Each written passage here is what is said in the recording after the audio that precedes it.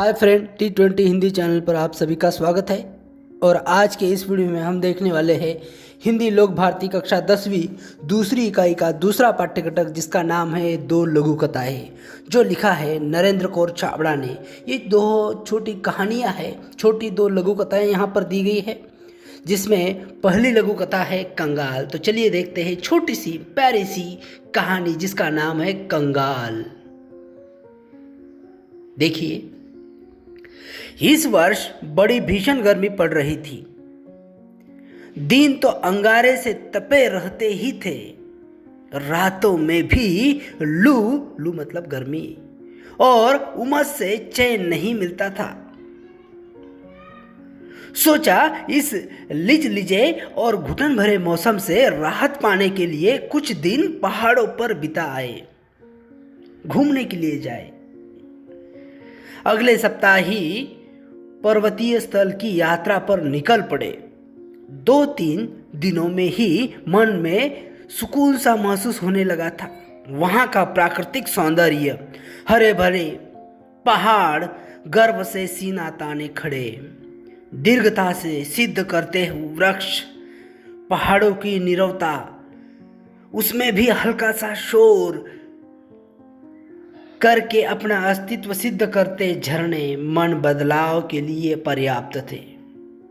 उस दिन शाम के वक्त झील किनारे टहल रहे थे। एक भुट्टे वाला आया और बोला, साहब भुट्टा लेंगे? गरम गरम भूनकर मसाला लगा कर दूंगा। सहज ही पूछ लिया, कितने का है? 5 रुपए का। क्या 5 रुपए में एक भुट्टा? हमारे शहर में तो 2 रुपए में एक मिलता है, तुम 3 ले लो। नहीं साहब, 5 से कम में तो नहीं मिलेगा। तो रहने दो। हम आगे बढ़ गए। एकाएक पैर ठिठक गए, रुक गए। मन में विचार उठा कि हमारे जैसे लोग पहाड़ों पर घूमने का शौक रखते हैं, हजारों रुपए खर्च करते हैं, अच्छे होटलों में रुकते हैं और जो बड़ी दुकानों में बिना दाम पूछे खर्च करते हैं, पर गरीब से 2 रुपए के लिए झिझक करते रहते हैं। कितने कंगाल हैं हम। उल्टे कदम लौटा। 20 रुपए में 4 भुट्टे खरीद कर चल पड़ा अपनी राह। मन अब सुकून अनुभव कर रहा था।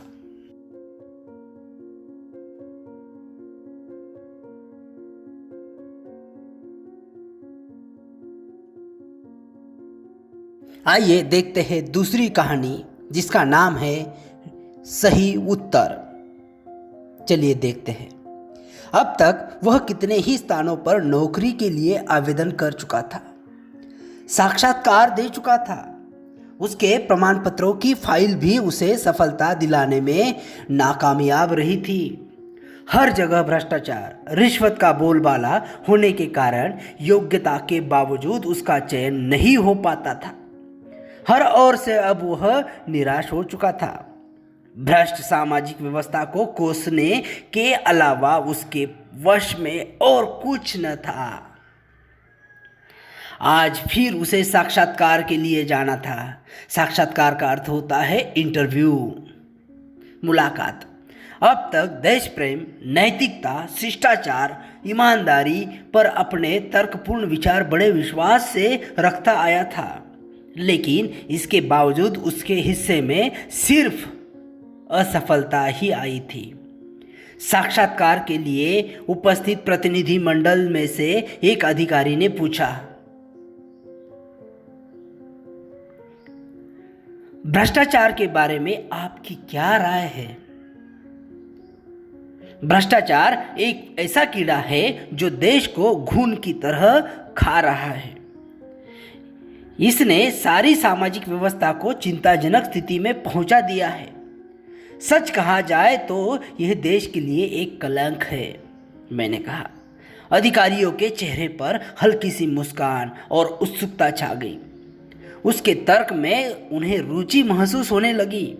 दूसरे अधिकारी ने प्रश्न किया, रिश्वत को आप क्या मानते हैं? यह भ्रष्टाचार की बहन है, मैंने कहा।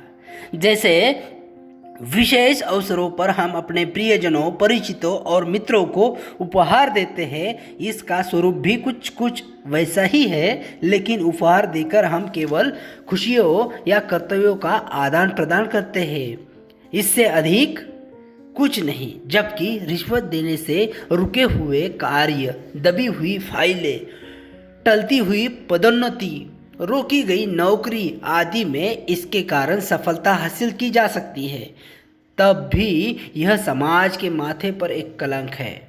इसका समर्थन कतई नहीं किया जा सकता, ऐसी मेरी धारणा है। धारणा का अर्थ होता है विचार।